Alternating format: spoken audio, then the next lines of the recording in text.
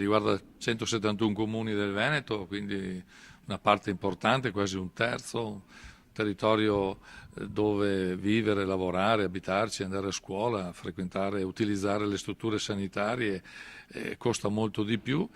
E questo è un disegno di legge che mette assieme tutta una serie di suggerimenti, di problematiche, anche di leggi che questo Consiglio regionale e questa Giunta hanno attuato in questi 5 anni, però tutte settoriali, le ha unificate, le ha raccordate. Quello di cui avrebbe ancora bisogno, e lo spero che avvenga anche nelle osservazioni che verranno presentate da parte di tutti i soggetti interessati,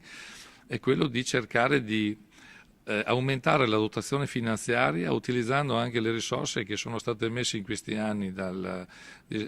progetto dell'AI Galan oppure dai fondi del cosiddetta progetto Lanzillotta Letta oppure oggi dal fondo Brancher Calderoli, che sono fondi che dopo le iniziative referendarie sono nati per sostenere i comuni confinanti con i comuni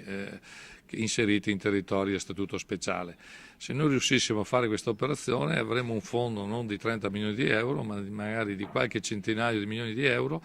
potremmo ottimizzare tutte le iniziative, tutti gli interventi sul territorio e supereremo anche questa ingiustizia che c'è tra i comuni confinanti e quelli che non sono confinanti con i territori di confine a statuto speciale, che hanno le stesse problematiche di quelli confinanti ma non possono accedere ai finanziamenti.